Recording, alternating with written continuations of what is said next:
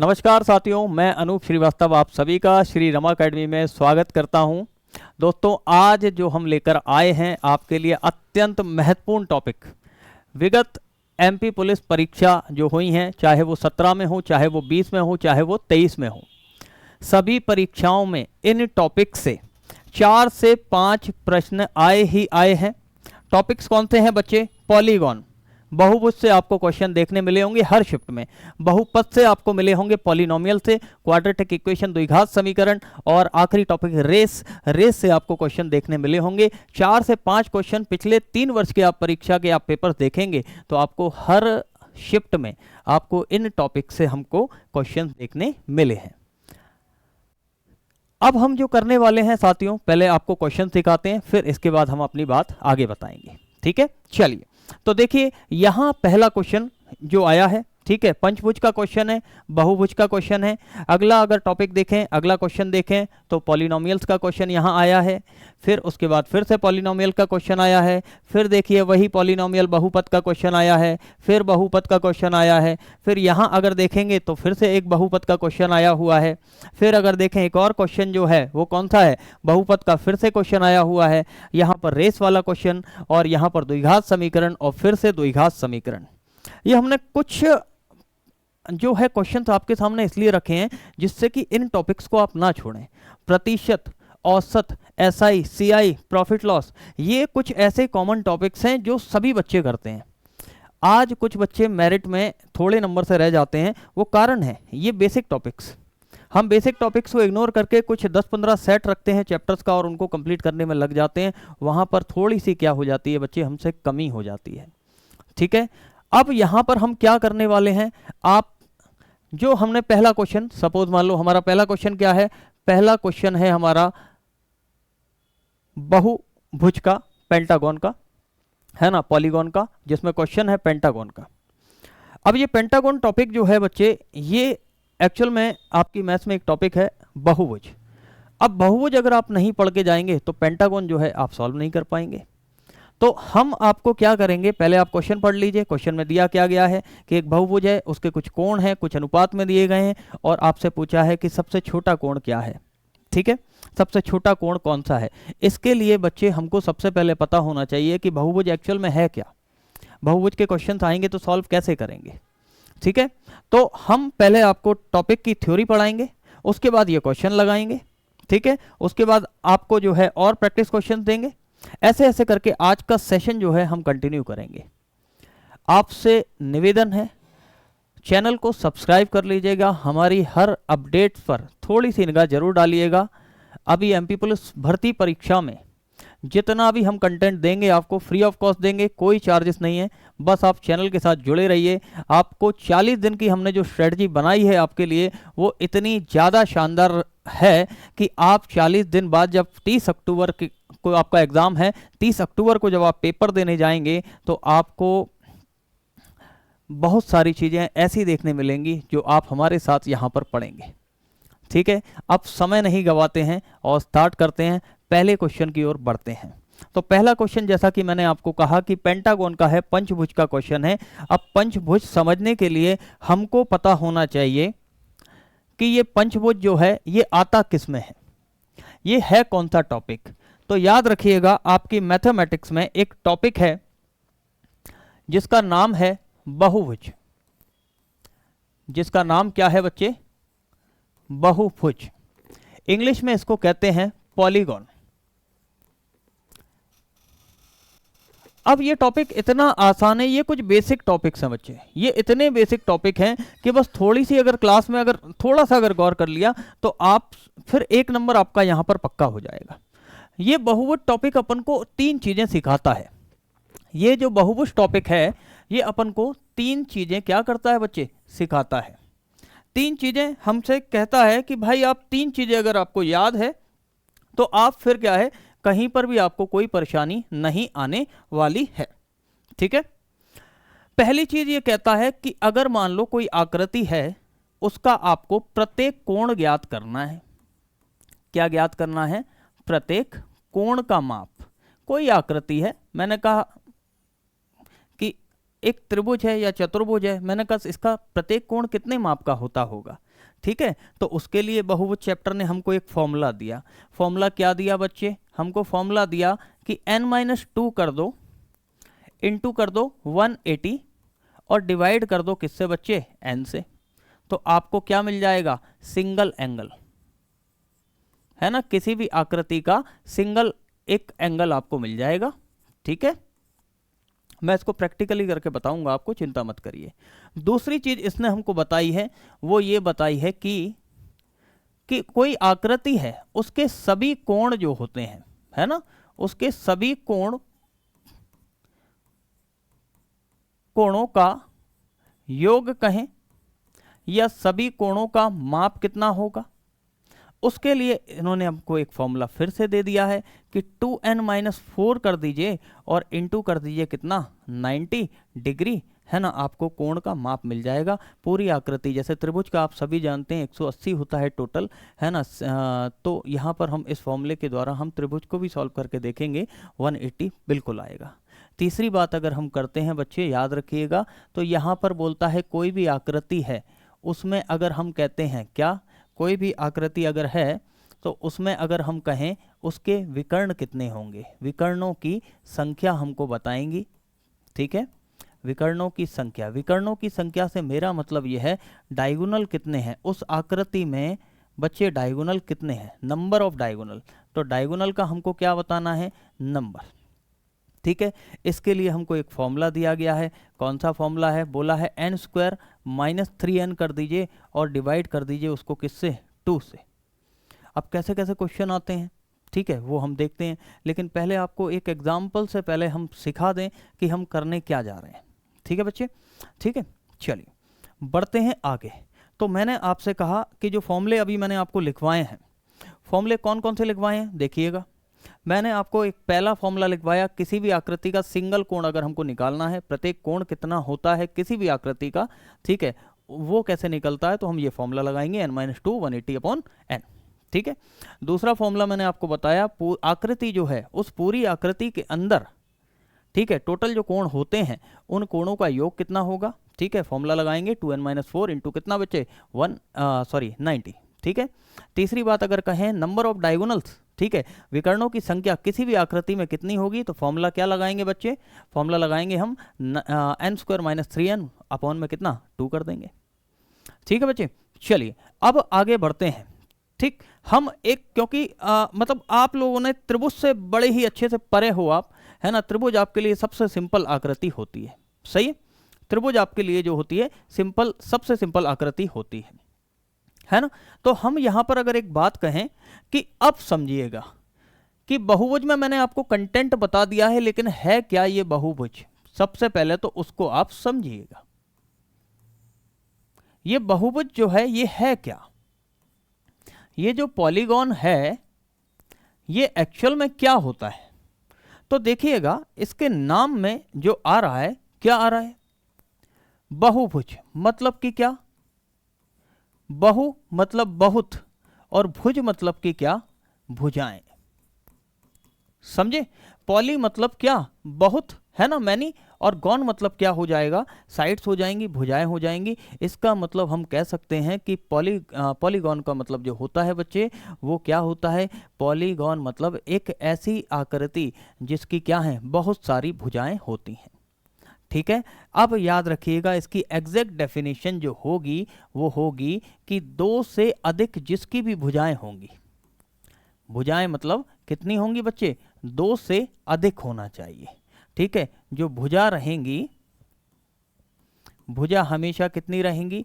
2 से अधिक रहेंगी। अगर 2 से अधिक भुजा हैं, ठीक है, और आकृति कैसी है? क्लोज है, ठीक है, समझ लीजिए वहां है वो, हम कह रहे हैं कि वो पॉलीगॉन है ना। क्या है वो बच्चे?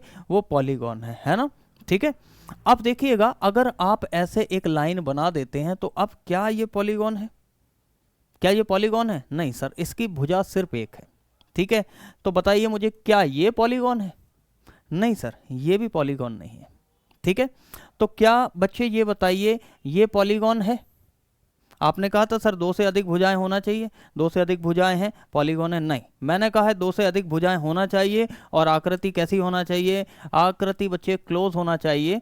ठीक है, क्लोज होना चाहिए। इसका मतलब क्या है, पॉलीगॉन ये नहीं, पॉलीगॉन कौन है, ये है। पॉलीगॉन ये नहीं है, पॉलीगॉन ये नहीं है, पॉलीगॉन ये नहीं है, भुजा मतलब बहुभुज ये नहीं है। तो अब मेरी बात को आप समझ गए होंगे, जो मैंने कहा है क्या, कि भुजा कितनी होना चाहिए, 2 से अधिक होना चाहिए भुजा। ठीक है, 2 से अधिक भुजा वाली आकृति को हम क्या कहते हैं, बहुभुज कहते हैं। अब इसके अंतर्गत देखिए कौन कौन आ जाएगा। इसके अंदर 2 से अधिक आकृति किसकी होती है, त्रिभुज की होती है। इसके अंदर रेक्टेंगल मतलब जिसको आप आयत कहते हैं, इसके अंदर वर्ग आ जाएगा। इसके अंदर मान लो कोई आकृति ऐसी है जिसमें कितनी है, ठीक है, जैसे हमारे क्वेश्चन में ही था, तो क्या था वो पंचभुज था, 1 2 3 4 5 यही है। ठीक है, हो सकता है 1 2 3 4 5 6, ठीक है, 6 हो तो हेक्सागोन हो गया, षटभुज हो गया। इस तरह से क्या है कि जितनी भी आकृति हैं, बस आपको दिख जाना चाहिए कि भाई आकृति कैसी है, आकृति क्या है, भुजा उसकी जो है 2 से ज़्यादा हो। और एक चीज़ बिल्कुल याद रखना, आकृति कैसी होना चाहिए, बंद होना चाहिए। आकृति कैसी होना चाहिए, आकृति क्लोज होना चाहिए। ठीक है, बंद होना चाहिए, पैक होना चाहिए। इस बात को आप याद रखिएगा। ठीक है, अब हम एक बात करते हैं। ठीक है, बचपन से हम पढ़ते आ रहे हैं कि त्रिभुज के तीनों कोणों का योग जो होता है, हम बचपन से पढ़ते आ रहे हैं, त्रिभुज के तीनों कोणों का योग कितना होता है, हम पढ़ते आ रहे हैं। त्रिभुज में जो कोणों का योग होता है बच्चे, कौन से, तीनों कोणों का योग जो होता है वो कितना होता है बच्चे, 180 होता है, 180 डिग्री होता है। अब शुरुआत में मैंने आपको दिखाया था एक फॉर्मूला, कौन सा वाला, ये वाला, सभी कोणों का योग। हम देखते हैं क्या इस फॉर्मूले में वैल्यू रखने से, यहाँ पर आपको बता देता हूँ कि n जो है वो क्या है, n इज इक्वल टू क्या है बच्चे, n है भुजा। n जो रहेगी वो क्या रहेगी, n भुजा की संख्या रहेगी।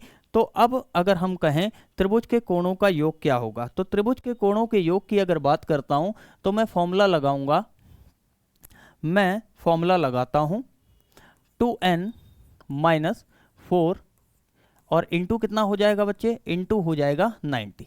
भुजाओं की संख्या त्रिभुज में कितनी होती है, भुजा मतलब n, n is equal to कितना होता है 3, तो 2 इंटू कितना 3 माइनस 4 और इंटू कर देंगे जब हम 90 तो हो जाएगा 2 3 जा 6 माइनस 4 2 इंटू 90, तो कितना हो गया बच्चे, 180 डिग्री हो गया। तो त्रिभुज के तीनों कोणों का योग 180 डिग्री होता है, ये हम बचपन से जानते हैं, लेकिन आज हमने समझा होगा कि वो 180 डिग्री जो आता है वो कैसे आता है। ठीक है, क्योंकि त्रिभुज एक क्या है, बहुभुज है, एक पॉलीगॉन है। और पॉलीगॉन का जब हम देखते हैं किसी भी आकृति में, टोटल उसके एंगल्स का योग देखते हैं उसकी भुजा के आधार पर, तो निकल कर आता है उसका जितना भी उसका टोटल सम होता है ना। तो ट्राइंगल्स का ट्राइंगल्स का जो होता है हम देखते हैं 180 होता है, ऑब्वियस सी बात है 180 ही आया। ठीक है, अब हम एक और बात देखते हैं त्रिभुज में। देखिए आप सभी जानते हैं कि विकर्ण क्या होती है ना। विकर्ण का मतलब होता है बच्चे, विकर्ण का मतलब है क्या, डायगोनल, है ना, जानते हैं ना विकर्ण, विकर्ण मतलब डायगोनल, डायगोनल मतलब कि क्या, अपोजिट एंड टच करें, अपोजिट एंड टच करें। तो इसका मतलब क्या हुआ सर, अपोजिट एंड टच करें मतलब ये अपोजिट एंड, ये डायगोनल है।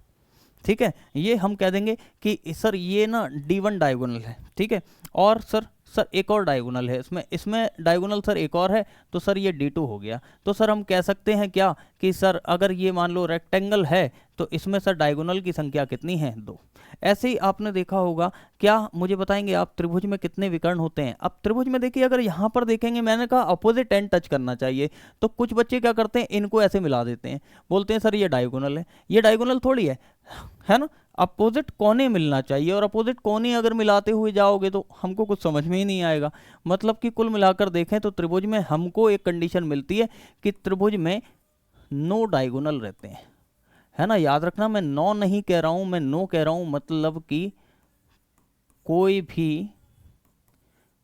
भी विकर्ण नहीं होता है। ठीक है, कोई भी विकर्ण नहीं होता है। ठीक है, अगर हम और शॉर्ट में इसको कह दें तो त्रिभुज के अंदर विकर्णों की संख्या जो रहेगी, त्रिभुज के अंदर विकर्ण कितने होते हैं, 0। कितने होते हैं बच्चे, 0। ठीक है, कितने होते हैं विकर्ण, 0। कि सर कैसे कह सकते हैं हम 0 होते हैं, चलिए फॉर्मूला लगा लेते हैं। फॉर्मूला लगाते हैं तो देखिए फॉर्मूला क्या था हमारा, फॉर्मूला था सर n² - 3n अपॉन में सर डिवाइड करना है 2 से। त्रिभुज के भुजाएं जो हैं वो 3 है, तो n की जगह हम क्या लिखेंगे 3, 3 का स्क्वायर माइनस 3 इंटू एन कितना 3 अपॉन में कितना हो गया 2, 9 माइनस 9 अपॉन में कितना हो गया 2, तो 0/2। इसका मतलब क्या हुआ, ये जो फॉर्मूला था बच्चे पता ही है ना आपको किसका था, ये फॉर्मूला जो था ये था विकर्ण का फॉर्मूला, है ना। तो त्रिभुज में जो विकर्ण है वो कितनी होते हैं, 0 होते हैं। बात यहाँ तक क्लियर है, समझे मेरी बात को, कोई दिक्कत। एक फॉर्मूला और इंप्लीमेंट कर दें हम, ठीक है। एक फॉर्मूला और बचा हुआ है कि त्रिभुज, अगर मान लो समबाहु त्रिभुज की बात हो रही है ना, समबाहु त्रिभुज की बात हो रही है, प्रत्येक कोण कितने का रहेगा, तो प्रत्येक कोण के लिए हमने फॉर्मूला देखा था n-2 इंटू कितना बच्चे 180 अपॉन में कितना n, ठीक है। तो ये फॉर्मूला जो हम लिख रहे हैं ये किसके लिए लिख रहे हैं बच्चे, ये हम लिख रहे हैं किसकी, प्रत्येक कोण की बात कर रहे हैं, किसकी बात कर रहे हैं, प्रत्येक कोण की हम बात कर रहे हैं। तो n-2 मतलब कि वही भुजाओं की संख्या हमारी कितनी है पता ही है आपको, ठीक है। 180 रहेगा यहाँ पर, ठीक, अपॉन में कितना 3 रहेगा, 180 अपॉन में कितना हो जाएगा बच्चे, और 60 डिग्री जो है आपका आंसर आ गया। तो त्रिभुज अगर समबाहु त्रिभुज है तो प्रत्येक एंगल कितना रहेगा, ठीक है, प्रत्येक एंगल जो रहेगा मतलब इक्विलेटरल ट्राइंगल इंग्लिश में अगर कहेंगे तो प्रत्येक कोण रहेगा कितना 60 डिग्री का इसमें कोण रहेगा। उम्मीद है मेरी बात बहुत अच्छे से आपको समझ में आई होगी, ठीक है। बहुभुज जो है वो क्या है, 2 से अधिक भुजाएं जिसकी हों, और आकृति कैसी रहेगी बहुभुज की, बंद आकृति रहेगी, ठीक है। 3 फॉर्मूले हमने समझे, 3 फॉर्मूले में हमारा काम हो जाएगा, ठीक है। इसके बाद एक कुछ छोटी सी चीज़ और समझ लीजिए बहुभुज के बारे में, है ना। मान लीजिए एक बात हम करते हैं, सपोज मान लो ये अगर मैं एक जो है त्रिभुज लेता हूँ, ठीक है। यहाँ मैंने एक क्या लिया बच्चे, मैंने एक त्रिभुज ले लिया, ठीक है। यहाँ मैं क्या ले रहा हूँ, एक त्रिभुज ले रहा हूँ, ठीक है। अब अगर मैं त्रिभुज ले रहा हूँ, समझना मेरी बात, तो इस त्रिभुज को पहले समझिएगा। इस त्रिभुज के अंदर अगर मैं देखूंगा तो एक एंगल ये एक एंगल ये है, और एक एंगल क्या है, ये है ना। मतलब एक कोण ये बन रहा है, एक कोण ये बन रहा है, और एक कोण ये बन रहा है। ये तीनों ही कोण जो होते हैं ना, इनको हम कहते हैं क्या, बाहरी कोण। कौन से कोण, बाहरी कोण, मतलब कि एक्सटीरियर एंगल, ठीक है। ये बाहरी कोण कहलाते हैं, है ना। और अगर हम देखें तो अगर इसकी बात करें, ये अंदर जो है, ये अंदर और ये अंदर, ठीक है। तो इनको हम कहते हैं क्या, अंतः कोण। कौन से कोण, अंतः कोण, मतलब कि इंटीरियर एंगल, ठीक है। अब एक बात बताइएगा मुझे, एक बात समझिएगा बहुत अच्छे से बच्चे, है ना। एक बहुत अच्छी बात सुनिएगा कि मान लो इस एंगल को मैं ए नाम दे रहा हूं और इस एंगल को बी नाम दे रहा हूं, या फिर इसको मैं ए नाम दे रहा हूं और इसको मैं बी नाम दे रहा हूं, ठीक है। हम बात कर रहे हैं इन दोनों की, है ना, इन दोनों की हम बात कर रहे हैं। तो बच्चे मुझे बताएंगे a प्लस बी कितना होगा, ऑब्वियस सी बात है। देखिए a प्लस बी एक स्ट्रेट लाइन पर बने हैं, ठीक है। तो एंगल कितना हो जाएगा, 180। तो याद रखिएगा कोई भी आकृति होती है ना, कोई भी आकृति है, अगर उसके हम किसके, उस आकृति के अगर हम अंतः कोण की बात करें, अंतः कोण मतलब अंदर के, और हम उसके बाहरी कोण की बात करें, अंतः कोण और बाहरी कोण, इनका जो योग होगा, इनका योग जो होता है वो हमेशा कितना होगा, इनका योग हमेशा कितना होगा बच्चे, 180 डिग्री होगा। इस बात को कभी हमको भूलना नहीं है, ठीक है। चलिए अगले एक लास्ट एक बात बची हुई है वो और कंप्लीट करते हैं, और फिर उसके बाद जो है हम अपने क्वेश्चन को सॉल्व करेंगे, ठीक है। मान लो मैंने एक त्रिभुज बनाया है, ठीक है। अब यहां पर एक बात समझिएगा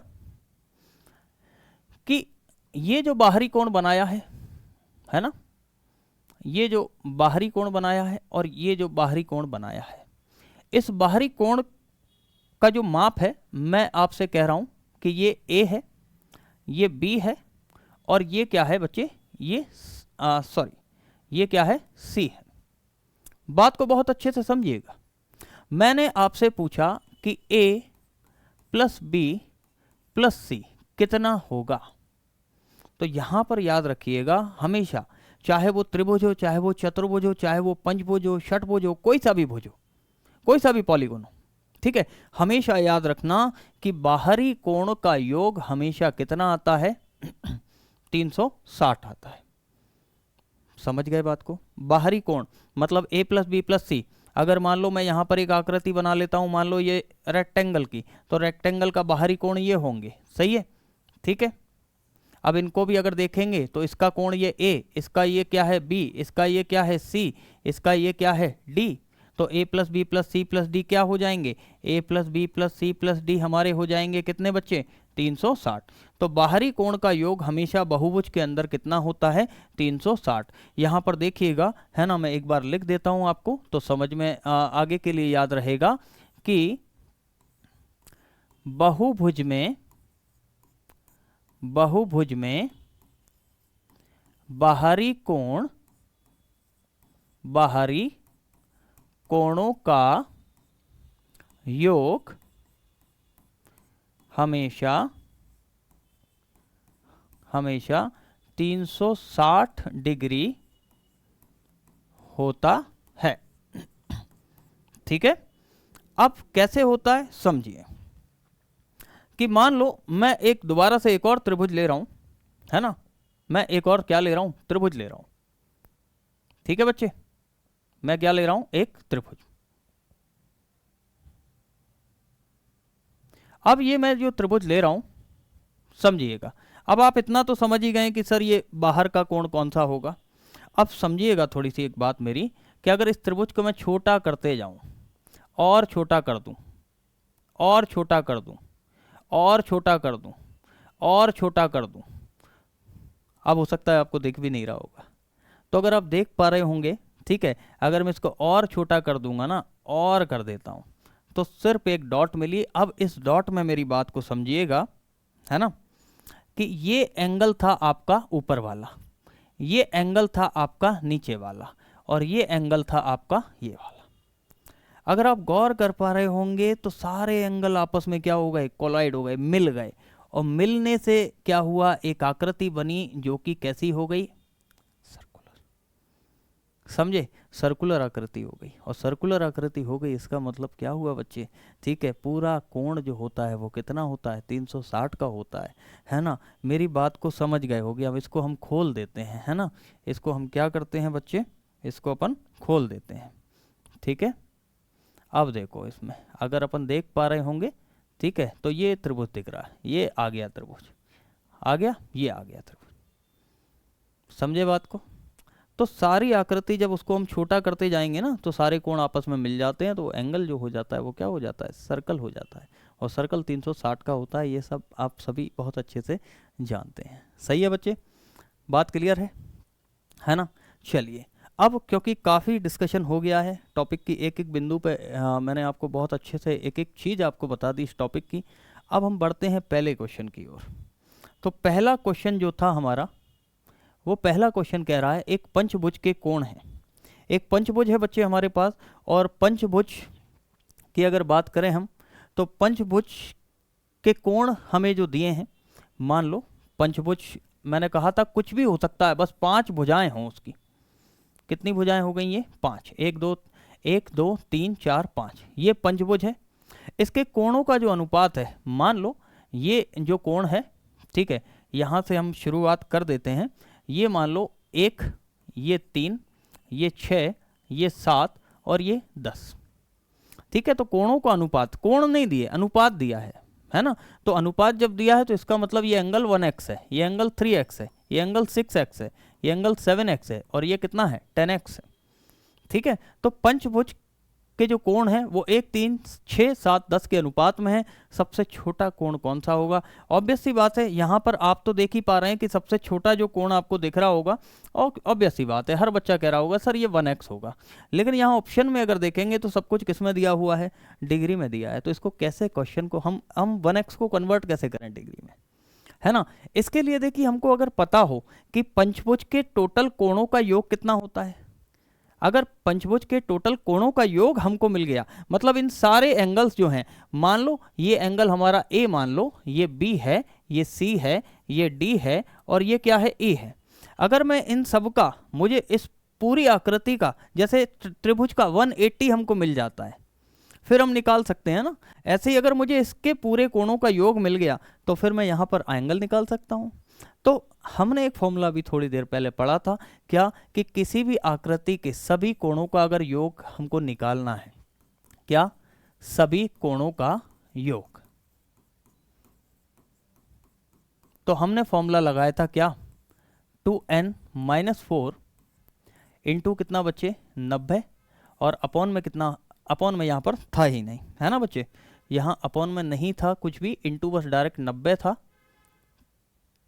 n कितना हो जाएगा, अब यहाँ पर अगर देखें अपन तो n का मान जो हो जाएगा वो हो जाएगा कितना, 5, 2 इंटू 5 -4 और इंटू क्या हो जाएगा बच्चे, 90।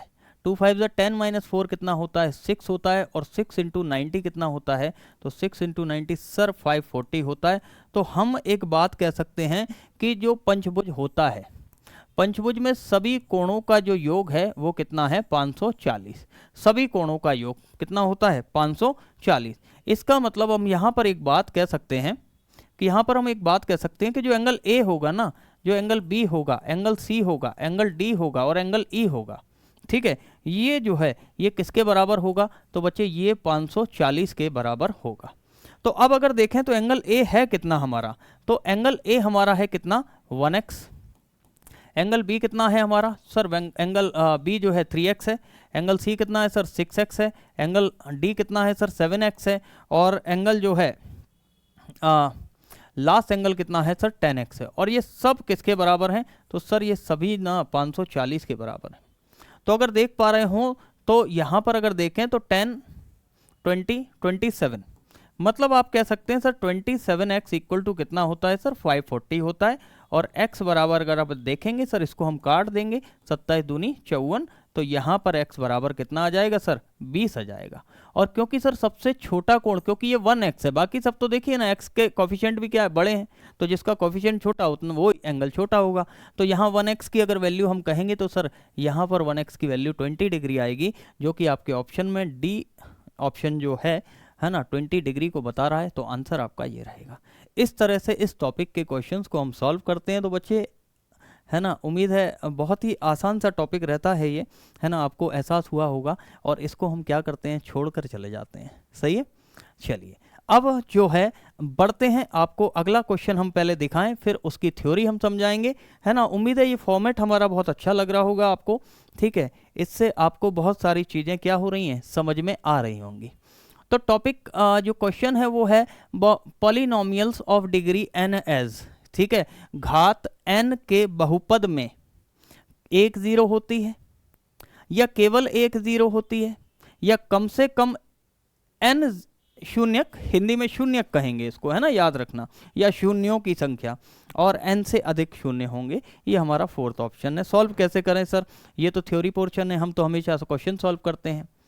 सही है, तो अभी हम पढ़ेंगे इस क्वेश्चन को सॉल्व करने के लिए हमारा अगला टॉपिक, जिसका नाम है, अभी टॉपिक जो हमने पढ़ा था वो था क्या था, बहुभुज। और अब हम जो पढ़ेंगे वो पढ़ेंगे बहुपद। बहुपद मतलब कि कौन सा, पॉलिनोमियल। अब जैसे वहां बहुभुज में हमने देखा, बहुभुज में हमने क्या देखा, तो बहुभुज में हमने एक बात देखी कि सर बहु का मतलब था मैनी और गौन का मतलब भुजाएं। तो यहाँ पद का मतलब क्या है, बहुत सारी टर्म्स रहेंगी, है ना, मतलब बहुत सारे पद रहेंगे, है ना। तो यहाँ पर हम कहेंगे क्या, पॉली मीन्स मैनी, बहु मतलब यहाँ पर हमको बहुत सारी टर्म्स आपको देखने मिलेंगी। कि सर बहुत ज़्यादा कॉम्प्लिकेटेड लैंग्वेज आप यूज़ कर रहे हैं, तो ठीक है ना, कोई दिक्कत नहीं, आसानी से समझते हैं इसको बच्चे, है ना। तो आसानी से अगर मैं कहूँ आपसे तो याद रखना, है ना, अगर मान लो कोई समीकरण है px है, तो आप हर इक्वेशन को जब देखते होंगे तो कुछ इस तरह से आपको इक्वेशन देखने मिलती होगी। उसके आगे a लगा होता है, पीछे x होता है। x की पावर हमेशा क्या रहेगी, सबसे हाई रहेगी शुरुआत में, है ना, क्या शुरुआत में। और ये A1 रहेगा, ठीक है। फिर आगे बढ़ते हैं तो A2 हो जाता है और फिर x की पावर क्या हो जाती है, n-1 हो जाती है। फिर और आगे बढ़ते हैं तो A3 हो जाता है और x की पावर फिर n-2 हो जाती है। ऐसे ऐसे करके ना आप कहाँ तक अपना सफ़र तय करते हैं, तो आप सफ़र तय करते हैं a की पावर n तक और सर x की पावर 0 तक। कि सर ये तो डेफिनेशन से भी ज़्यादा इजी आपने बता दिया है ना। बिल्कुल मैं समझ सकता हूँ, ये भी समझ में कुछ नहीं आया होगा, है ना। लेकिन ये बहुपद का क्या है, ये बहुपद का फॉर्म है जो अब समझ में आएगा। अब एक समीकरण मैं लिख रहा हूँ,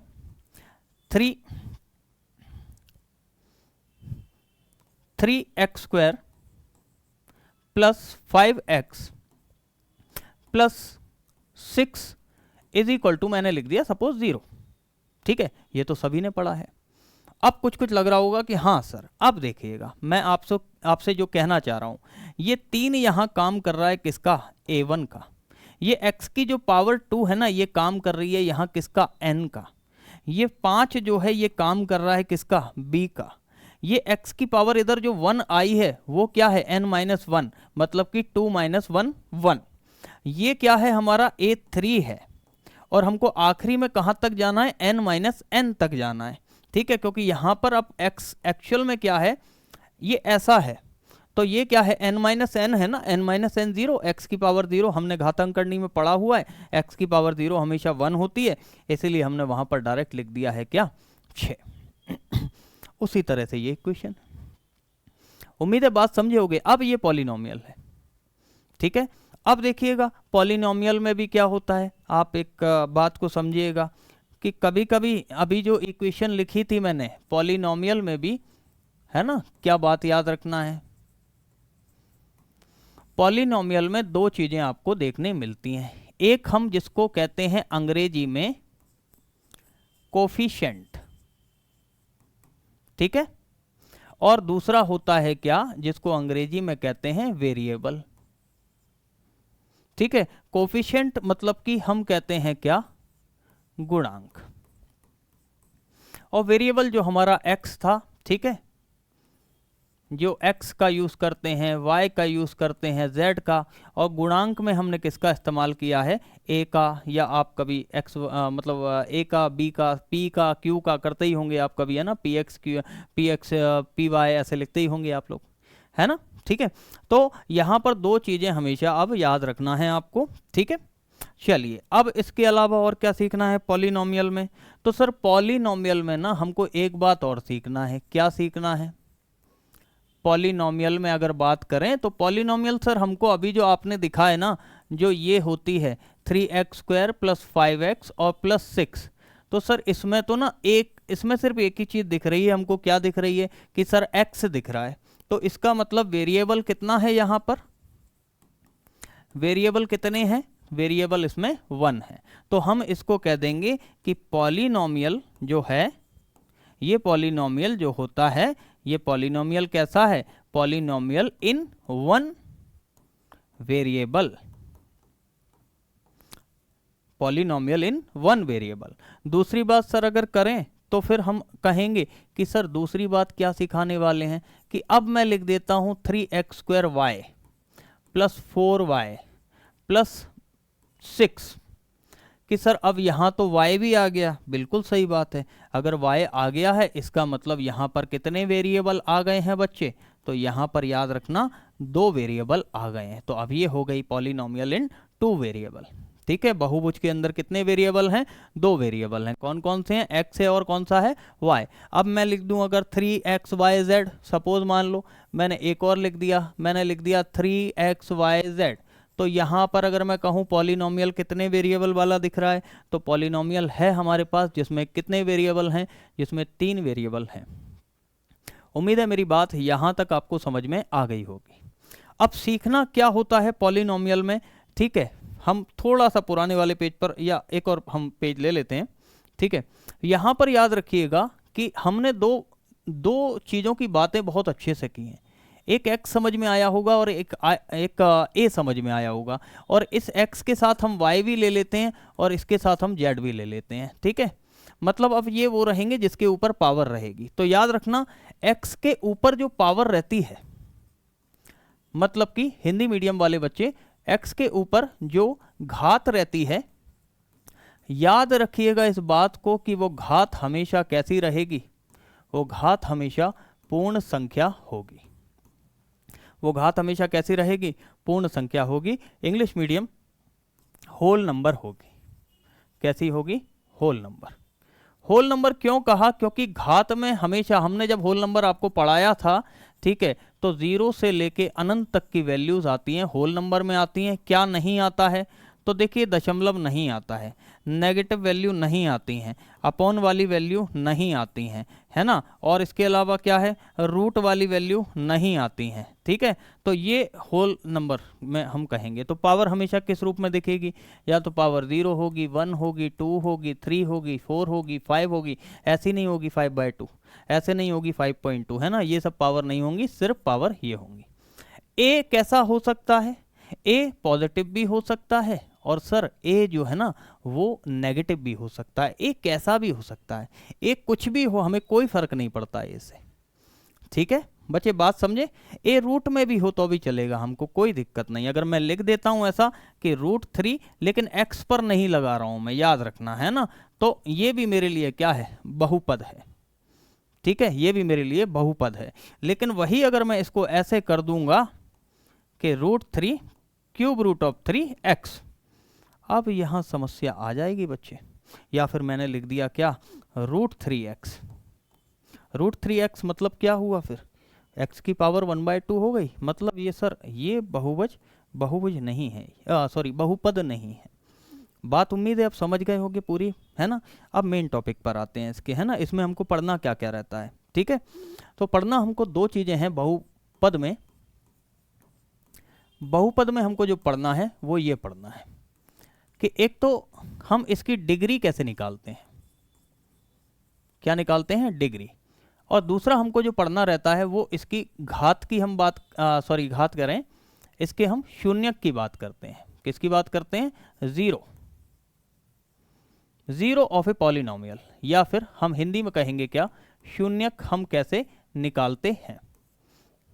तो याद रखिएगा, अगर मैं एक इक्वेशन ले लेता हूं, सपोज मान लो मैंने एक इक्वेशन ली x² - 1, ठीक है। क्या इक्वेशन ली मैंने, आप x² - 1। तो यहां अगर मैं बात करूं डिग्री क्या होती है, तो कोई भी समीकरण में, याद रखना, कोई भी समीकरण में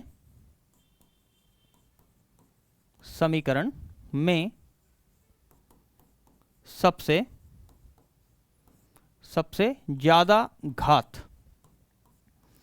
ज्यादा घात ही उस समीकरण की डिग्री, या हम कहें घात होती है। हिंदी में बेटा घात करके आता है, होती है, ठीक है। तो डिग्री को ही हम कह सकते हैं कि बहुपद की घात बताएं, है ना। तो घात बताएं तो मतलब ये है। अब इस समीकरण में सबसे ज्यादा हाईएस्ट पावर कितनी है बच्चे, तो 2 है। तो हम कहेंगे सर डिग्री जो है ना वो 2 है। मान लो मैं एक और क्वेश्चन लिख देता हूं, सपोज मान लो मैंने एक और क्वेश्चन लिखा। सपोज मैं आपसे कहता हूं कि सर x³ + x⁴ + x = 0, बताएं बहुपद का घात क्या है। तो इसकी पावर कितनी है बच्चे, इसकी 3 है। इसकी पावर कितनी है, 4। इसकी पावर कितनी है, 1। तो बहुपद की घात क्या होगी, तो सबसे ज्यादा पावर जो होती है वही जो है वो क्या होती है, बहुपद की घात होती है। इस बात को याद रखिएगा, ठीक है। अब अगली एक बात करें बच्चा, ये तो पॉलिनोमियल इन 1 वेरिएबल है। कभी कभार हमको ऐसा भी, हाँ, जो है हमारा सामना जो है वो ऐसे, हमारा सामना जो है कभी कभी ऐसे जो है क्वेश्चन से भी होता है, जिसमें x⁴ y, x⁴ y⁴, xy कितनी 4 और प्लस xy। अब पूछा कि भाई बताएं पावर कितनी है, घात कितनी है ना। और एक और लिख देते हैं हम यहाँ पर कि बोला x⁴ जो है यहाँ पर कितनी है 4 और y⁴ यहाँ पर कितनी है 1, ठीक है। अब देखिएगा कि भाई हम बहुपद की घात जो है सबसे ज़्यादा किसकी है, बताएं बहुपद की घात कितनी है। तो घात कितनी है, तो देखो यहां पर अब याद रखना एक बात, 2 और y की कितनी है 1, तो 3। यहां पर कितनी हो गई 3 और 3 कितनी हो गई 6। यहां पर कितनी हो गई 4 और 1 इसकी कितनी हो गई 5। यहां पर अगर देखेंगे तो घात कितनी हो गई 2। यहां पर अगर देखेंगे तो घात कितनी हो गई 5। तो इस बहुपद की जो घात है वो क्या है, इस बहुपद की जो घात है वो है 6।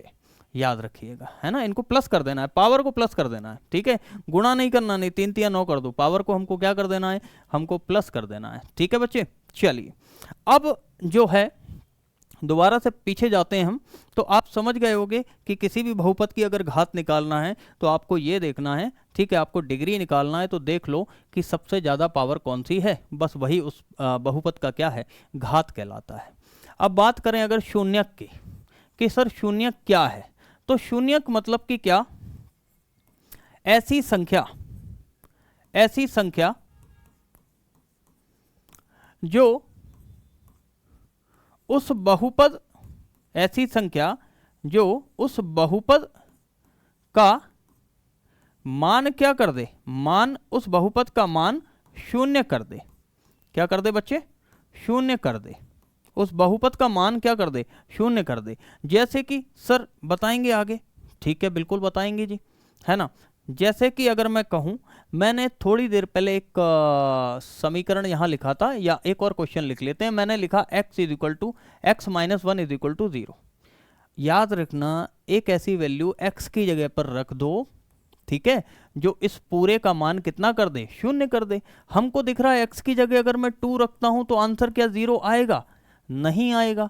तो अगर मैं 1 रख दूं तो आंसर 0 आएगा, जी सर बिल्कुल आएगा। तो क्या रखने से मेरा आंसर शून्य आया है, तो सर 1 रखने से मेरा आंसर जो है ना, हाँ आपका आंसर जो है शून्य आया है। तो याद रखिएगा कि इस समीकरण का शून्यक क्या है इस समीकरण का जो शून्यक है, जो 0 है, वो क्या है, ठीक है, वो है 1 है। सपोज मान लो एक और क्वेश्चन लिख देते हैं, x² माइनस मैंने लिख दिया है 4, ठीक है। सर शून्यक ज्ञात करें, शून्यक ज्ञात करें, सामने सामने दिख रहा है, x की जगह पर क्या लिखूं मैं, सर x की जगह पर आप 2 लिख देते हैं ना, तो 2² - 4 = क्या 0 हो जाएगा। तो सर शून्यक क्या है, तो सर शून्यक क्या है, शून्यक 2 है। बात उम्मीद है अब समझ गए होंगे, समझे बात को, है ना। तो शून्यक कुछ भी नहीं है ना। बस मैंने कहा था ना 15-15 मिनट के टॉपिक हैं ये सारे, और इनको हम छोड़कर चले जाते हैं, क्योंकि इनकी लैंग्वेज जो शुरुआत में हमने आपको डेमो दिखाया था ना बच्चे है ना ठीक है, कौन सा डेमो बताते हैं तुम्हें, डेमो दिखाया था जो ये वाला डेमो दिखाया था ना, बस इसी डेमो के चक्कर में आप इस टॉपिक को पढ़ते नहीं हो यार, क्या है ना, ठीक है, जबकि ये है कुछ नहीं है यार, है ना, है कुछ भी नहीं है। चलिए कुछ प्रैक्टिस क्वेश्चन अगर मैं कहूँ, ठीक है, कुछ चीज़ें पूछता हूँ मैं आपसे, ठीक है, तो आप बताइएगा, है ना। अगर मैं मान लो आपसे कहूँ तो आप बताइएगा अच्छे से, है ना, कि क्या 3x पॉलिनोमियल है। क्या देखना है भैया, याद रखना आपको एक चीज़ देखना है, x की पावर जो होना चाहिए ना वो होल नंबर में होना चाहिए, बस। है बिल्कुल सर पॉलिनोमियल है। क्या 3x पॉलिनोमियल है, हाँ सर x की पावर ना पूर्ण संख्या है, बिल्कुल सही है। क्या 3 पॉलिनोमियल है, अब यहाँ बच्चे कहेंगे यहाँ तो x दिख ही नहीं रहा, दिख रहा है बच्चे, यहाँ दिख रहा है, देखो यहाँ x छुपा हुआ है अंदर, है ना, याद रखना दिख रहा है, ये है x, और x की पावर 0 1 होती है ना, इसीलिए क्या है, क्या ये पॉलिनोमियल है, हाँ सर बिल्कुल पॉलिनोमियल है, बिल्कुल पॉलिनोमियल है, ठीक है। क्या y + x पॉलिनोमियल है, हाँ सर बिल्कुल पॉलिनोमियल है।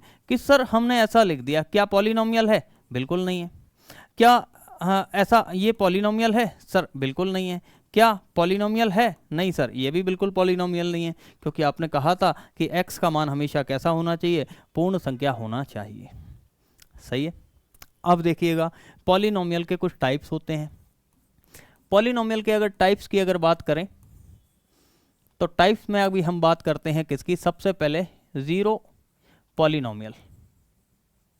ज़ीरो पॉलिनोमियल की अगर बात करूंगा मैं, मतलब कि हिंदी में हम कहेंगे शून्य बहुपद। क्या है बच्चे, शून्य बहुपद। और जब शून्य बहुपद की बात निकलकर आती है तो एक बात याद रखिएगा, जब भी शून्य बहुपद की बात निकलकर आएगी ना, तो याद रखना a जो रहेगा वो 0 हो जाएगा। अगर a 0 हो गया इसका मतलब क्या हुआ बच्चे, अगर कोई समीकरण है, ठीक है, हमने देखा था है ना, a1 a2 a3 मतलब सब 0 हो गए, तो हमेशा आंसर जो रहेगा वो क्या रहेगा, वो आंसर हमेशा 0 रहेगा। जब भी आपको दिख जाए कि 0 लिखा है तो मतलब वो कौन सा बहुपद है, वो शून्य बहुपद है। ठीक है, अगला अगर टाइप देखने जाएंगे हम, तो हम एक और बात करते हैं अगले टाइप की, तो ये है सर कांस्टेंट बहुपद। क्या है सर, ये कांस्टेंट बहुपद है। कांस्टेंट बहुपद मतलब कांस्टेंट पॉलिनोमियल है ना, नियत पॉलिनोमियल आप इसको लिख सकते हैं, है ना, कोई दिक्कत नहीं है।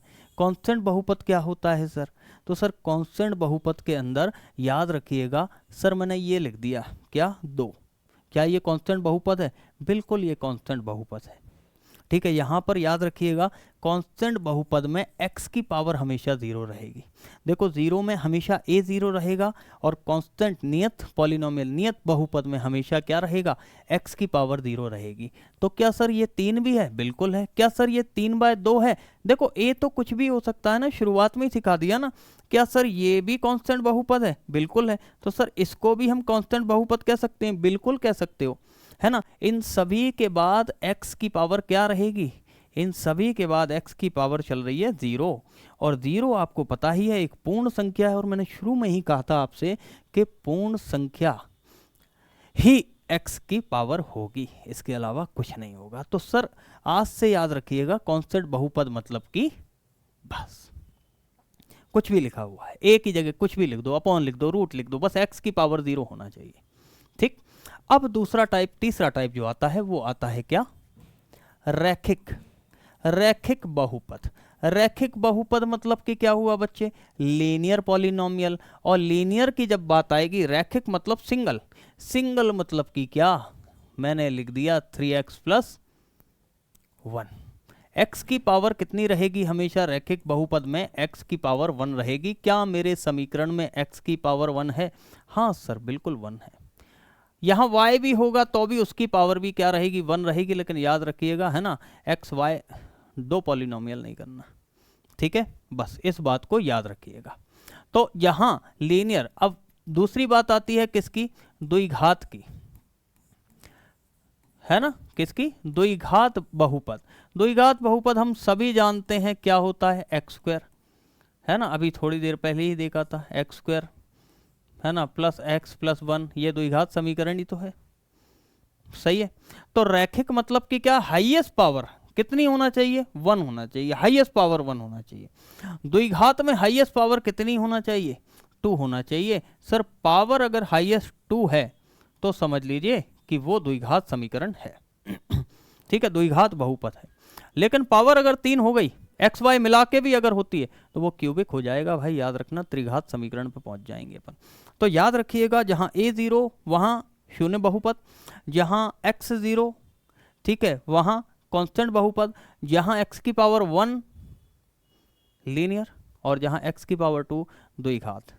ठीक है, मतलब क्वाड्रेटिक इक्वेशन, है ना, इंग्लिश मीडियम वाले बच्चे, है ना।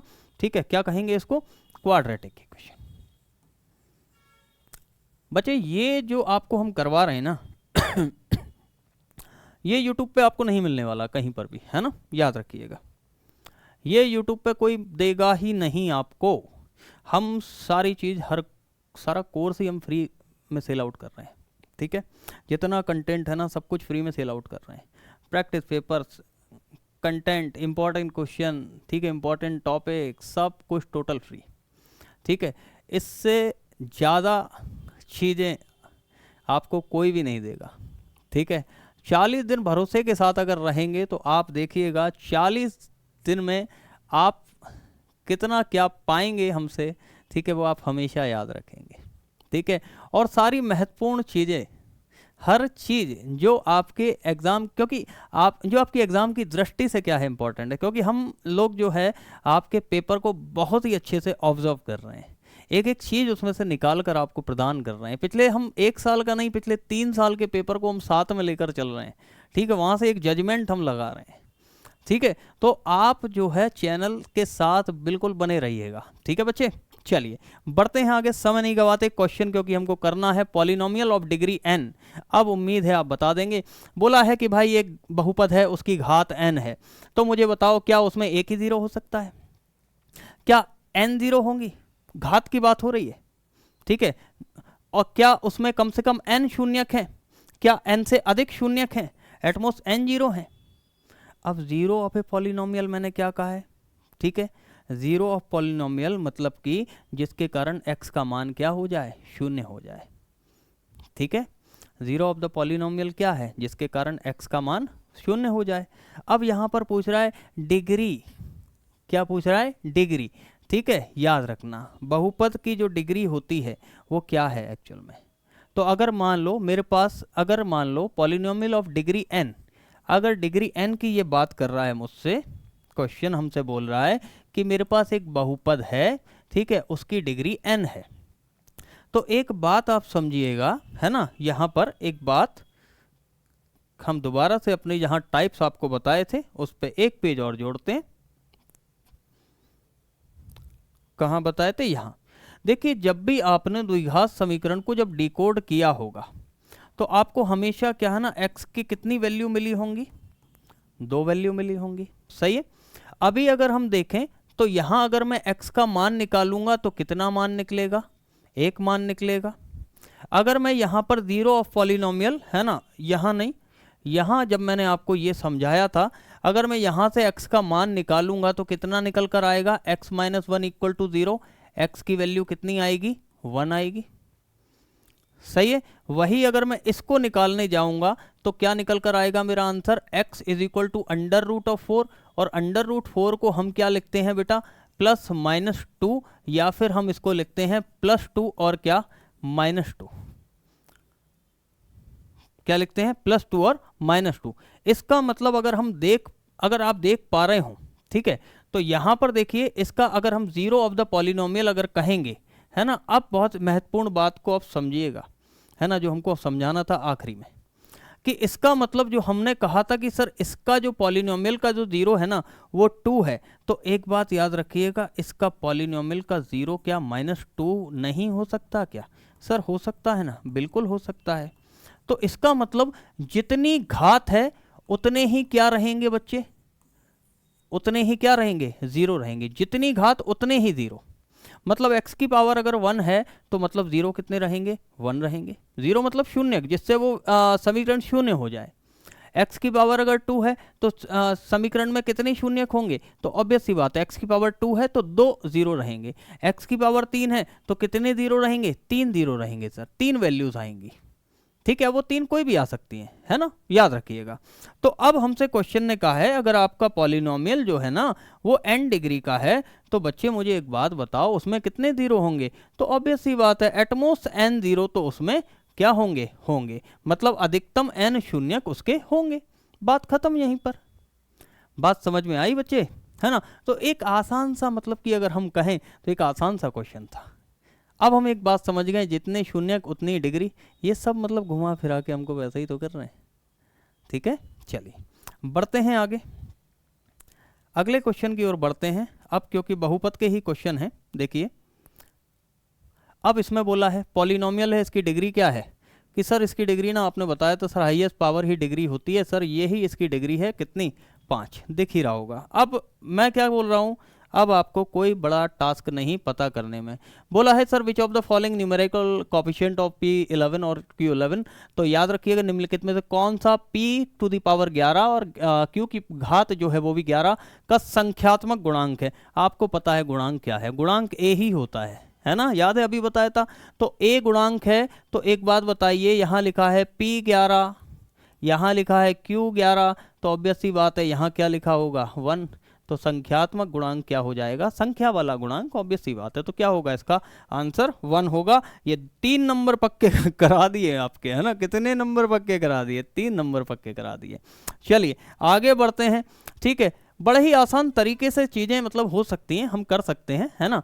अब पूछा है वही संख्यात्मक गुणांक इसका क्या होगा, देखो भाई एग्जामिनर कितना अच्छा है, ठीक है। संख्यात्मक गुणांक देखो क्या होगा, 49, वो भी माइनस में, आंसर हो गया सर 49 माइनस में। अब कुछ बच्चे यहाँ पर क्या करेंगे कि सर हम तो ऐसे करेंगे, ठीक है, हम तो सब कुछ ब्रैकेट में रख लेंगे, ठीक है, और फिर झोला भर के घर चले जाएंगे, तो भैया फिर आंसर जो है गलत हो जाएगा। याद रखिएगा, उसने कहा है 7 का स्क्वायर करने का, उसने नहीं कहा है माइनस का स्क्वायर करने का।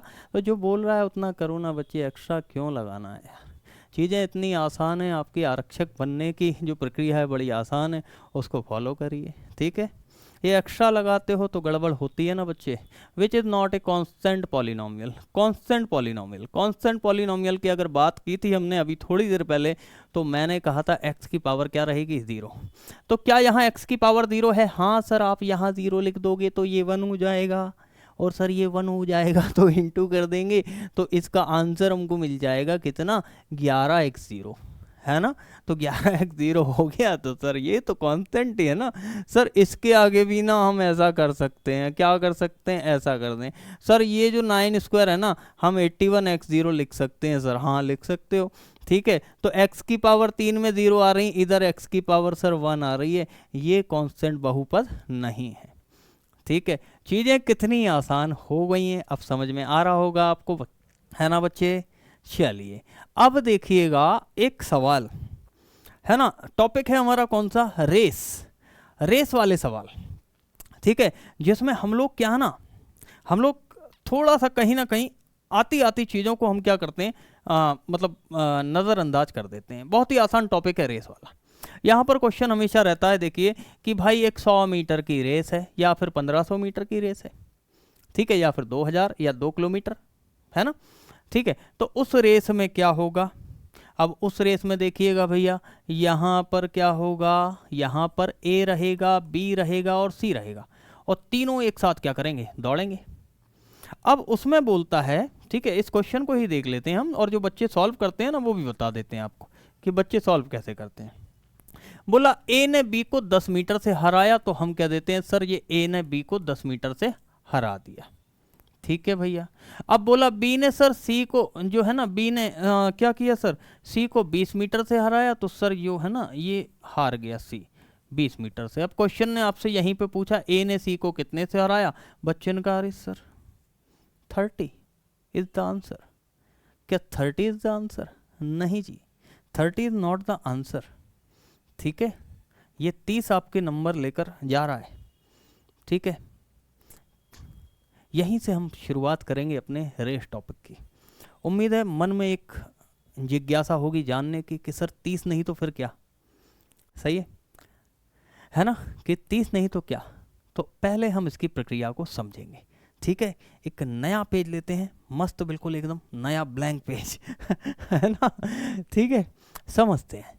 देखिए भाई याद रखना, ए ने, है ना, क्यों अनुपात लगा देता हूं मैं, ए ने बी को हराया कितने मीटर से बच्चा, 10 मीटर से। इसका मतलब देखो समझो ये हुआ है कि जब ए और बी भाग रहे थे तो ए फिनिश पॉइंट पर पहुंच गया और बी यहां रह गया, है ना। ए फिनिश पॉइंट पर पहुंच गया, मतलब ए 100 दौड़ा और बी 90 ही दौड़ पाया। इसका मतलब ये होता है, इसका मतलब ए और बी का अगर हम देखेंगे तो अनुपात जो आएगा ना बच्चा पार्टी, ठीक है, वो कितना आएगा, 100 और कितना, 90, सही है। अब दूसरी बात और दूसरी कहानी जो कही है वो ये कही है कि ए ने सी को, सॉरी, दूसरी कहानी जो कही वो कही है कि बी ने सी को कितने मीटर से हराया, तो सर 20 मीटर से हराया। इसका मतलब ये नहीं है कि तीनों लाइन में है। अब देखिए बच्चे, बी पहुंच चुका है फिनिश पॉइंट पर, कहाँ, यहाँ, ठीक है, और सी अभी कहाँ है, यहाँ है, और यहाँ से यहाँ तक का अंतर, मतलब अब बी 100 मीटर कंप्लीट कर चुका है और सी जो है वो कहाँ पर है, सी अभी कहाँ पर होगा बच्चे, तो सी अभी सर 80 मीटर पर है, इसीलिए हम कह रहे हैं 20 मीटर पर हराया। तो सर क्या अनुपात है इनका, तो सर अनुपात इनका जो रहेगा 100 और किसका रहेगा, 80 का रहेगा, ठीक है। अब अनुपात में हम बहुत अच्छे से जानते हैं कि ए बी अलग है। यहाँ अगर बी को देखेंगे तो बी कितना है, यहाँ 90 है, और अगर यहाँ बी को देखेंगे तो यहाँ बी क्या है, 100 है। अनुपात का नियम कहता है भैया तीनों वैल्यू मिलाना पड़ेगा, और उससे पहले अगर वैल्यू कट रही हैं तो काटना भी पड़ेगा, है ना। लेकिन हाँ, हम पे ये किसने हरा रंग डाला, हरे से नहीं काटेंगे, ये पिंक से काटेंगे, है ना। ठीक है, पिंक से काटा, ठीक है, पिंक से काट दिया तो भाई आसानी से क्या हो गया भाई, 10 और 9 हो गया, और क्या हो गया बच्चे, 10 और क्या हो गया, 8 हो गया, है ना। अब हमको निकालना है क्या, ए अनुपात बी अनुपात सी, ठीक है। अब याद रखिएगा कि यहाँ पर अगर देखें तो बी कितना है, अब फिर से हम कलर चेंज करने वाले हैं। इधर हम इधर अगर देखेंगे तो b का मान यहाँ पर है ना, एक बार और नीचे अच्छे से लिख देते हैं इसको, 10 और 8 है ना।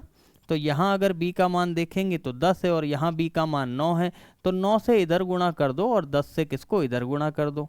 जब 10 से इसको गुणा करेंगे तो 10 10 जा क्या होगा बच्चे 100, और 10 9 जा कितना होगा 90।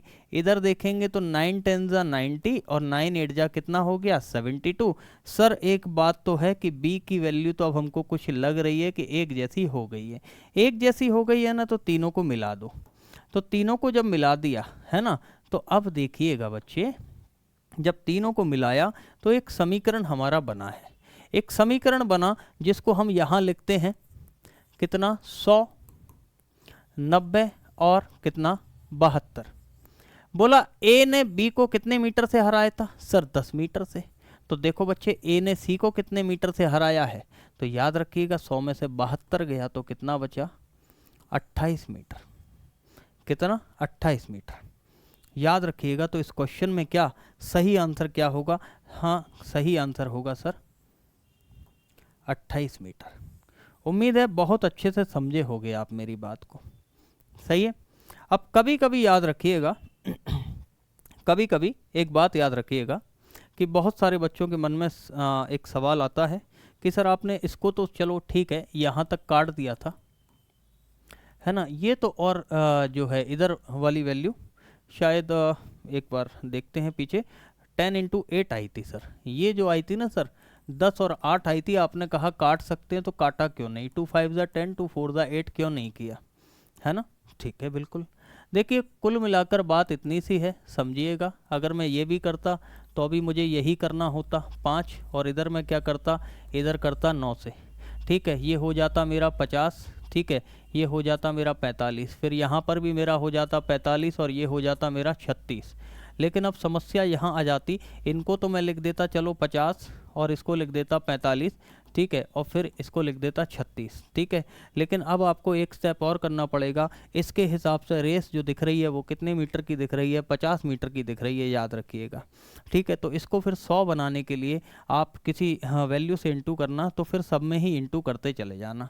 तो फिर इसको भी मैं इंटू करूँगा और इसको भी मैं इंटू करूँगा, तो सर देखिए क्या हुआ ना कि इधर क्या आ गया 100 आ गया, इधर क्या आ गया सर 90 आ गया, और इधर क्या आ गया सर 72 आ गया। अरे बाप रे, ये तो सर वही वाली इक्वेशन मिल गई जो शुरू में थी, समझे बात को। तो आप काट सकते हैं, कोई इशू नहीं है, आप काटे वैल्यू को धड़ाधड़ काटे, पूरा काट दें उसको, ठीक है। लेकिन आखिरी में ना क्वेश्चन में जितनी मीटर की रेस है ना, फिर आप उसको फिर बना भी दें, ठीक है, मेरी बात समझे, ठीक है। तो कोई इशू नहीं है ना, उम्मीद है आप समझ गए होंगे। वो मेरे लिए इजी था इसलिए मैंने काट दिया था और उसको छोड़ दिया था वहाँ आधा काट कर, फिर आपके कहने पर मैंने इसको पूरा काट दिया, जड़ से ही काट दिया पूरा। लेकिन हुआ क्या, फिर जड़ से काटने के बाद भी तो मुझे पहुँचना ही पड़ा ना वहीं पर, है ना। तो एक स्टेप और हम बढ़ा लेते हैं। तो ये छोटी छोटी चीज़ों को हमको क्या करना है, ध्यान में रखते हुए काम करना है, ठीक है बच्चे। चलिए अब हम आगे बढ़ते हैं, अब आता है हमारा मेन टॉपिक। मेन टॉपिक जो है हमारा अब ये है सबसे ज़्यादा मेन, है ना। इससे तो ये समझ लो हर शिफ्ट में आपको इस साल 2 क्वेश्चन देखने मिले होंगे। देखो एक तो रूट्स का पूछ लिया इन्होंने और एक पूछ लिया इन्होंने डिस्क्रिमिनेंट ऑफ द क्वाड्रिलेटरल। अगर डी बराबर डी बड़ा है 0 से तो पॉलिनोमियल जो है ना द्विघात बहुपद में जो रूट्स हैं वो कैसी होंगी, है ना। इसको करने के लिए क्या करना है, इसको करने के लिए याद रखो बच्चे, है ना, एक बात समझना, इसको करने के लिए क्या करेंगे बहुत अच्छे से समझना कि टॉपिक ये है, पता है कौन सा टॉपिक है ये, द्विघात समीकरण। कौन सा टॉपिक है ये, द्विघात समीकरण। अगर इंग्लिश में कहें तो इसको कहते हैं अपन क्या, क्वाड्रेटिक इक्वेशन, क्या कहते हैं इसको? Quadratic equation. और क्वाड्रेटिक इक्वेशन अभी थोड़ी देर पहले मैंने आपको बताई थी। क्वाड्रेटिक इक्वेशन क्या होती है? जिसकी डिग्री कितनी रहेगी हमेशा, जिसकी जो डिग्री रहेगी, मैक्सिमम तो नहीं, हाँ मैक्सिमम भी कह सकते हैं, जिसकी डिग्री हमेशा क्या रहेगी? 2 रहेगी। तो क्वाड्रेटिक इक्वेशन मतलब कि क्या? x की मैक्सिमम डिग्री जो इसकी रहे क्या? जिसकी x की मैक्सिमम डिग्री रहे 2, वो क्वाड्रेटिक इक्वेशन होती है। इसका दूसरा अगर फॉर्म अगर हम देखें तो दूसरा फॉर्म हमको जो कॉमनली अगर फॉर्म देखने मिलता है तो ax² + b + c = क्या? 0। अब उम्मीद है ये चीज़ आपको आसान लगती होगी। ax² मतलब कि मान लो मैंने लिख दिया 7x², है ना, इसको लिख दिया मैंने क्या? 5x, और प्लस लिख दिया इधर 6 = क्या कर दिया मैंने? लिख दिया 0। सही है, ये द्विघात समीकरण है। तो उम्मीद है द्विघात समीकरण समझे होगे कि द्विघात समीकरण क्या है। तो द्विघात समीकरण इज नथिंग, बस x की मैक्सिमम पावर उस समीकरण में है जो है ना, सबसे हाईएस्ट पावर जो समीकरण की रहे या हाईएस्ट डिग्री जो रहे, उसका मतलब डिग्री जो रहेगी वही क्या होगा? वो कितनी होगी? वो 2 होगी। इसी को द्विघात समीकरण हम कहते हैं। अब क्योंकि अगर द्विघात समीकरण है तो हमने अभी थोड़ी देर पहले आपको एक बात समझाई थी, x के यहाँ पर कितने आंसर निकलते हैं जब भी इस इक्वेशन को सॉल्व करते हैं? तो डिग्री अगर 2 है, डिग्री अगर क्या है? डिग्री अगर 2 है तो इसके 0 भी कितने निकलते हैं? मतलब 0 समझते हैं ना, कि जिससे पूरी इक्वेशन क्या हो जाए? 0 हो जाए। सही है, तो डिग्री अगर 2 है तो फिर शून्यक भी कितने मिलेंगे? 2 मिलेंगे, है ना। तो यही क्या है? द्विघात समीकरण है। अब इसमें पढ़ना क्या है हमको? अब हम मुद्दे की बात करते हैं, है ना, कि पढ़ना क्या क्या रहता है सर इसमें। तो देखो, इसमें हमको जो पढ़ना रहता है, सबसे पहले हमको यहाँ पर पता होना चाहिए कि इसमें एक डिस्क्रिमिनेंट होता है। क्या होता है? डिस्क्रिमिनेंट, जिसको हम हिंदी में सर कहते हैं विविक्त कर। क्या कहते हैं? विविक्त कर। और सर इससे ना हम जो है कैपिटल डी से क्या करते हैं? डिनोट करते हैं। क्या करते हैं? कैपिटल डी से डिनोट करते हैं। और ये डी का जो मान होता है ना, इसको सर कहते हैं क्या? इसको निकालते हैं b² माइनस किससे? 4ac से। डी जो होता है वो b² माइनस 4ac। सर ये b² माइनस 4ac अभी तो बताया था, b² minus 4ac। b² minus 4ac याद है? अभी थोड़ी देर पहले ही कहा था। क्या कहा था? कि सर हमारी इक्वेशन जो रहेगी वो इस फॉर्म में रहेगी, ax² + bx और प्लस क्या रहेगी? c = 0। तो अब दिख रहा होगा कि सर ये b² माइनस 4ac क्यों लिखा है। पहली बात तो हम यहाँ करेंगे, ठीक। फिर इसके बाद जब हम ये d निकालना सीख जाएंगे, क्या? इसके बाद जब हम d निकालना सीख जाएंगे तो फिर हम क्या करेंगे? हम देखेंगे कि इस समीकरण के कितने हल निकल सकते हैं, है ना। इस समीकरण के कितने हल निकल सकते हैं। तो यहां पर समझिएगा बात। अगर मान लो, है ना, यहीं से अब आपकी कहानी चालू हो गई। आप बिल्कुल सब सामने देखिएगा बच्चे, है ना, बिल्कुल अच्छे से। अगर मान लो बच्चे d की वैल्यू अगर पॉजिटिव आती है ना, यहां से जो d निकाला ना b² माइनस 4ac, अगर d का मान पॉजिटिव आया तो समझ लेना दिए गए समीकरण के कितने हल होंगे? 2 हल होंगे या 2 सॉल्यूशन निकल कर आएंगे। निकलते हैं ना कभी कभार, है ना, निकलते हैं ना, ठीक है। अब अगर बात करें किसकी, कि सर d अगर मान लो 0 है, क्या है? d अगर 0, तो याद रखिएगा सॉल्यूशन जो निकल कर आएगा वो कितना? 1 सॉल्यूशन निकल कर आएगा, या फिर कहें 1 हल निकलेगा। अगर b² माइनस 4ac कितना आ गया? 0। 1 हल से मतलब, है ना, 1 हल से जो मतलब है ना वो ये है कि मतलब दोनों रूट सेम रहेंगे, है ना। जैसे अभी +2 -2 हमारी ये आई थी ना, ठीक है, वो चीज़ें हम बता रहे हैं आपको, है ना, ठीक। फिर अगर हम बात करें कि सर d जो है ना, अगर d की वैल्यू नेगेटिव आएगी ना, तो याद रखिएगा कोई भी हल नहीं निकलेगा, नो सॉल्यूशन रहेगा। उम्मीद है मेरी बात को समझ गए होंगे बहुत अच्छे से। बात मेरी क्लियर है? समझे मेरी बात को? तो डी से हमको ये तो समझ में आ गया कि एग्जाम में सीधा सीधा क्वेश्चन बनता है। देखिए एक बात याद रखिएगा, एग्जाम में सीधा सीधा क्वेश्चन बनता है, दिए गए समीकरण के कितने हल होंगे। बस आप b² माइनस 4ac निकाल लें, सीधा सीधा लगा देना भैया, इसके 2 सॉल्यूशन है, इसका 1 सॉल्यूशन है, या इसका 0, इसका कोई सॉल्यूशन ही नहीं है, ठीक, अब क्योंकि आप कितने हल निकालना सीख गए हैं, तो जैसे ही हम डी निकाल लेते हैं, क्या जैसे ही हम क्या निकालना सीख जाते हैं, डी, जिसको हम कहते हैं डिस्क्रिमिनेंट। क्या कहते हैं? डिस्क्रिमिनेंट, है ना। तो अब यहां से हमारी और कहानी चालू होती है कि सर एक कहानी ये है, ये सेंटर में एक कहानी आएगी और ये तीसरी हमारी कहानी रहेगी, है ना। तो सर ये कहानियां क्या हैं? तो सुना रहे ना, एक मिनट रुकिए बच्चे, कि सर पहली कहानी है कि अगर डी का मान, याद रखना, बराबर हो गया ना 0 से, तो ये पहली कहानी है। दूसरी कहानी है सर क्या, अगर डी का मान बड़ा है किससे? 0 से। और सर तीसरी कहानी है कि अगर डी का मान छोटा हो गया किससे? 0 से। है ना बच्चे, बात मेरी समझ में आई? एक मिनट बच्चे, पानी पी लिया जाए क्योंकि काफ़ी एक लंबा समय हो गया है ना। तो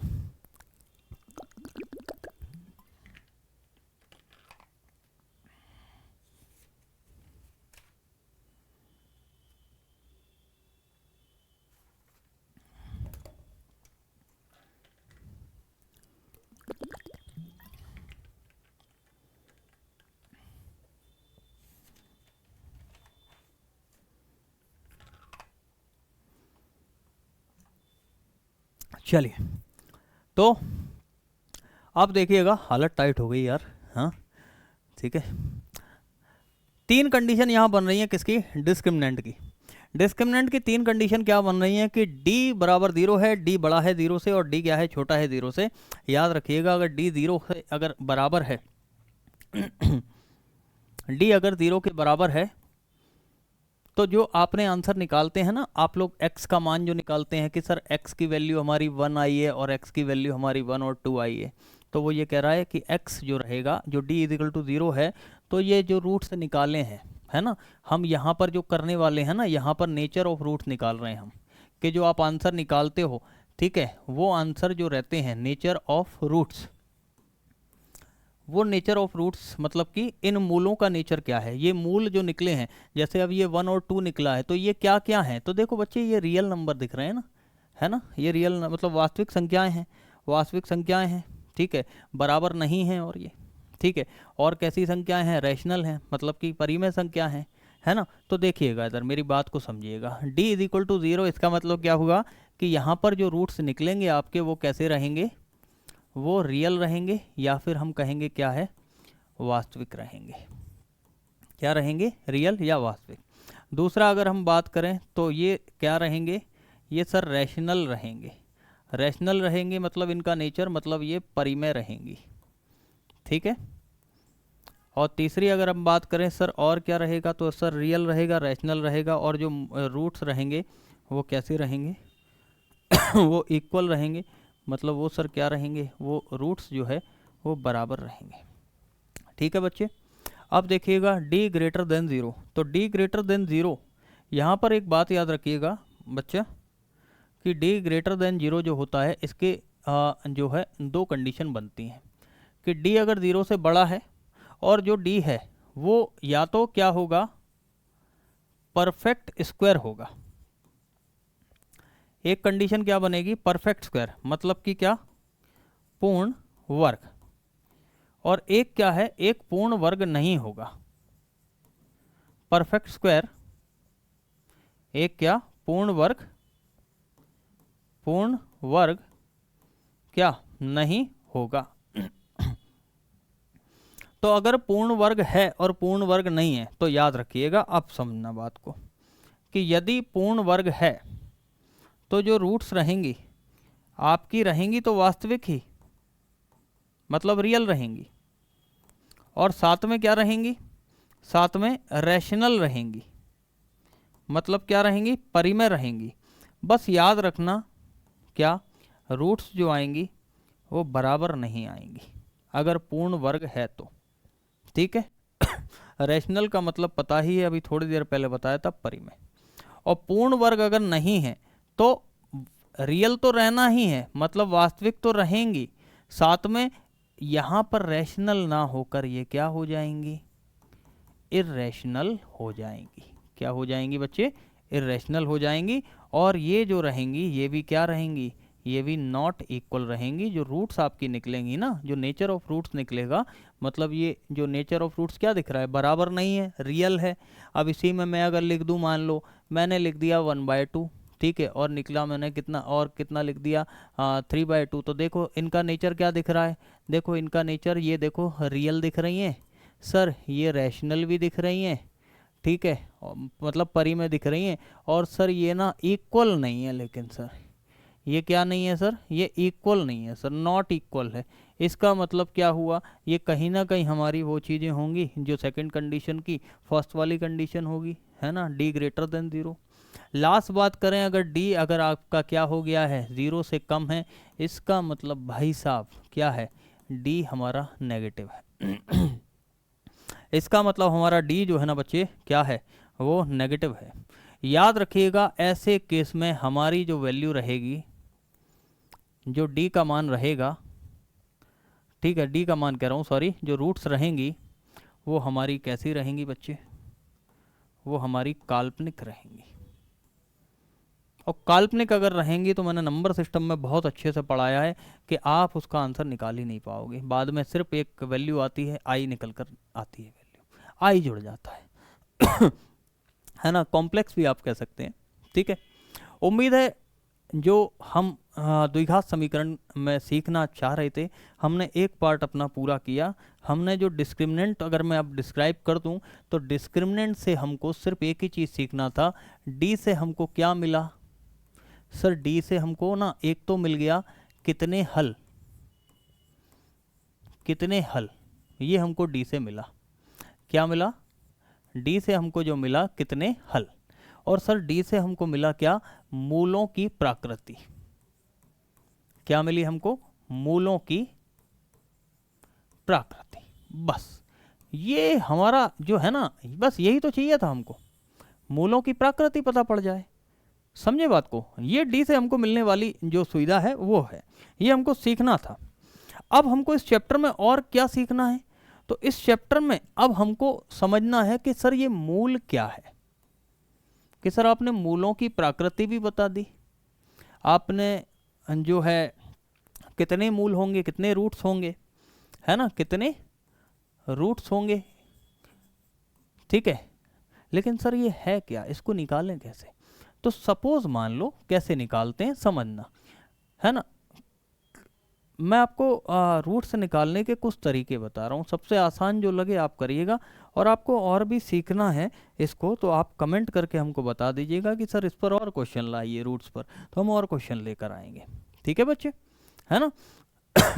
तो देखो यार, मूल निकालने की विधि, मान लो एक समीकरण है ना, क्या, मान लो एक समीकरण मैंने आपके सामने लिखा है, ठीक है, एक समीकरण मैंने लिखा x² - 3x और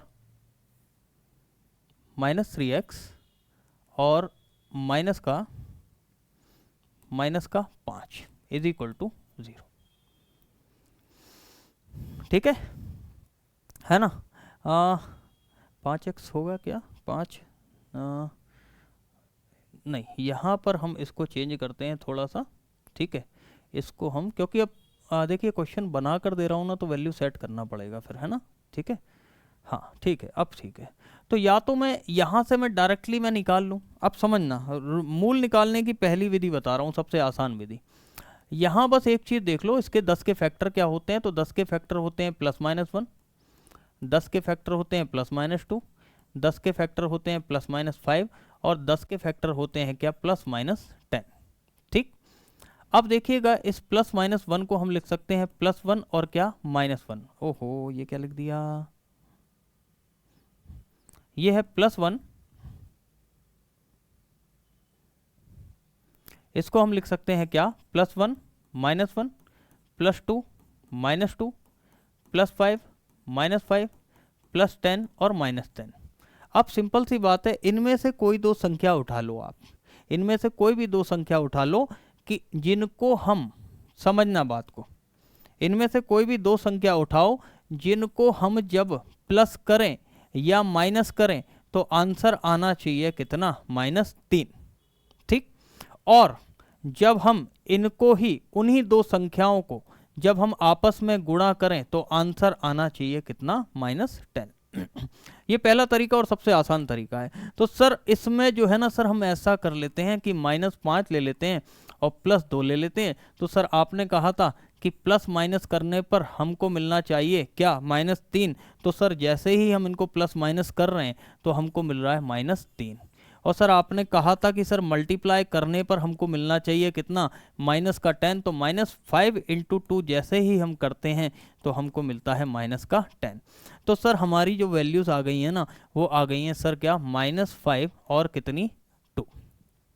बस याद रखिएगा ये जो निकाले हैं ना आपने, इनका बस क्या कर दो, इनका बस साइन चेंज कर दो। -5 था तो +5 कर दो, और +2 था तो -2 हो गया। ये आपने निकाल लिए क्या, रूट्स ऑफ द इक्वेशन। बात समझ गए, ये रूट्स हैं। ये क्या है, रूट्स हैं। उम्मीद है मेरी बात समझे होंगे आप।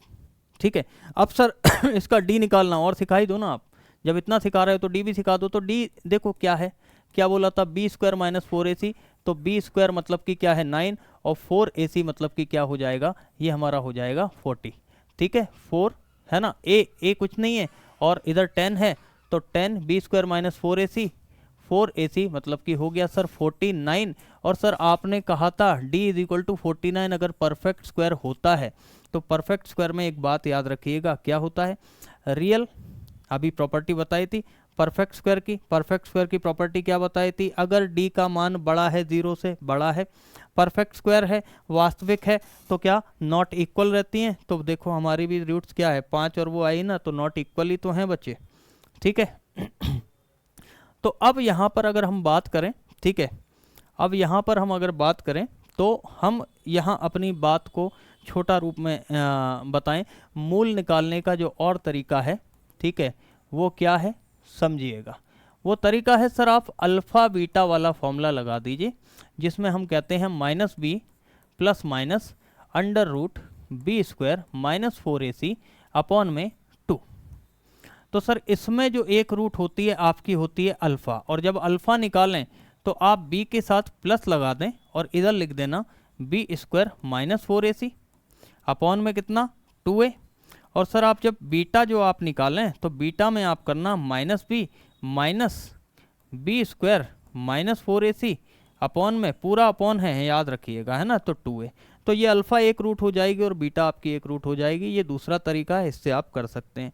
सर एग्ज़ाम में और क्या क्वेश्चन आता है इसमें से, तो सर एग्ज़ाम में ऐसा क्वेश्चन आता है कि मान लो हमने एक इक्वेशन दी है आपको, तो अब आपसे पूछेंगे कि सम ऑफ रूट्स क्या है, मतलब मूलों का योग क्या है ना। मूल पर ही एक और क्वेश्चन बन जाता है, क्या बनता है कि मूलों का, जो मूल आपके निकले हैं उनका योग बताएं, और प्रोडक्ट ऑफ रूट्स मतलब उनका क्या कर दें, उनका गुणनफल आप बताएं।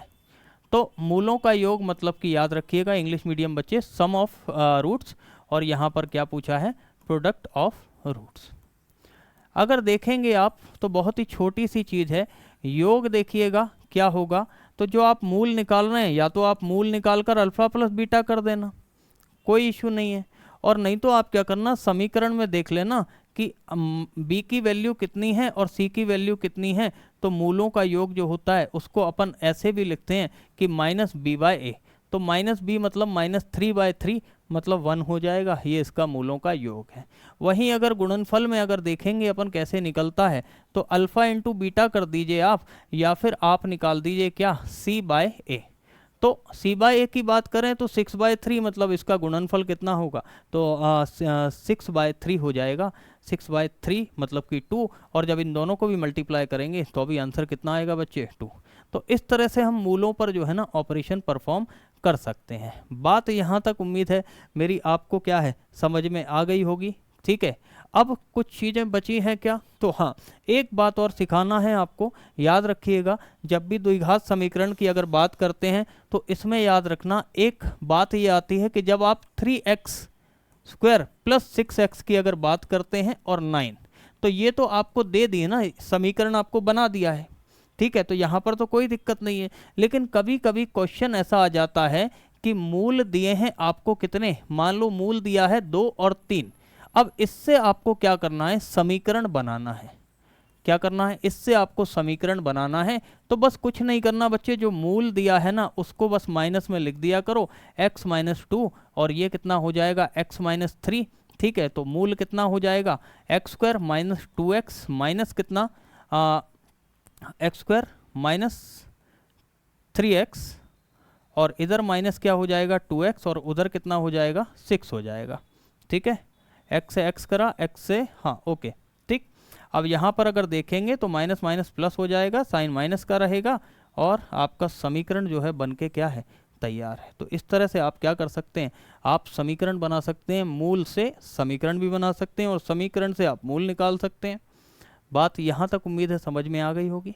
चलिए, अब ये द्विघात समीकरण में अब कुछ भी ऐसा नहीं बचा है जो आपके परीक्षा की दृष्टि से कुछ छूटा हो। हमने एक एक छोटे से छोटा और बड़े से बड़ा पॉइंट पूरा कवर करवा दिया है। ठीक है, अब आगे अगर बढ़ें अपन तो अपने सवाल पर पहुँचते हैं। तो सवाल देखिए अब कितना आसान आपके लिए हो जाएगा कि आपसे पहला ही क्वेश्चन बोला है कि अगर d ज़्यादा है 0 से, है ना, d क्या है, बड़ा है 0 से, या हम कहते हैं d इज ग्रेटर देन 0, तो बहुपद में क्या होते हैं। अभी थोड़ी देर पहले हमने पढ़ा था d बड़ा है अगर 0 से, हमने देखा 2 कंडीशन बनी थी, एक में पूर्ण वर्ग होता है और एक में क्या नहीं होता है, वर्ग पूर्ण नहीं होता है। जब पूर्ण वर्ग होता है तो हमने कहा था रियल होगी, रैशनल होगी और नॉट इक्वल रहेगी। यहाँ हमने कहा था क्या, रियल होगी लेकिन यहाँ इर्रेशनल होगी और लेकिन नॉट इक्वल रहेगी। सही है, तो यहाँ पर ये दोनों कंडीशन कौन सी चीज़ मैच कर रही है, तो देखिए नो रूट ये तो हो ही नहीं सकता, कोई मूल नहीं, इमेजिनरी रूट्स की बात आएगी ही नहीं, डी नेगेटिव डी जब तक नेगेटिव नहीं होगा।